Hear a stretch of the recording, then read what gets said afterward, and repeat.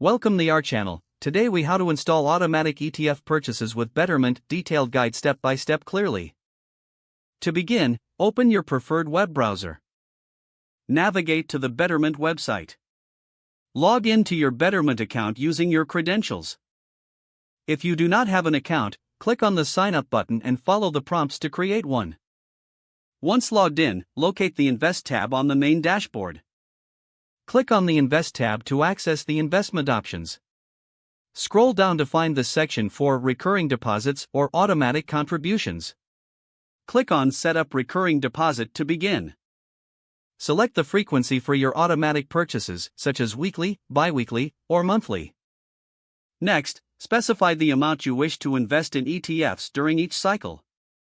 Choose the bank account from which the funds will be withdrawn. Make sure the account is linked to your Betterment profile. Review your selected options to confirm they meet your investment strategy. If everything looks good, click on the Confirm or Set Up button.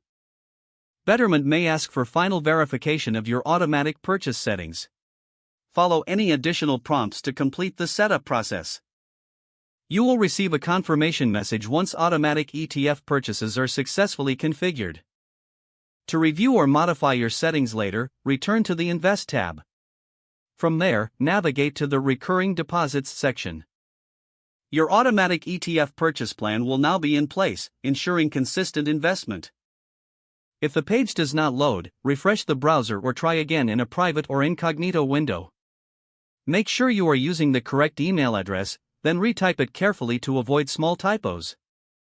If your password is not accepted, use the Reset option and create a new strong password you can remember. Check your spam folder for verification or security emails, then complete any requested confirmation steps.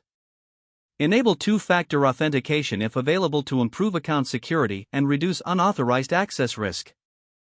After signing in, review your profile details so your contact information and settings are accurate and current. If you see an error message, note it down and try again after restarting your device and internet connection. Log out when you finish, especially on shared devices, to keep your account and payment information secure. If the page does not load, refresh the browser or try again in a private or incognito window. Don't forget to like this video and subscribe to our channel for more step-by-step tech guides.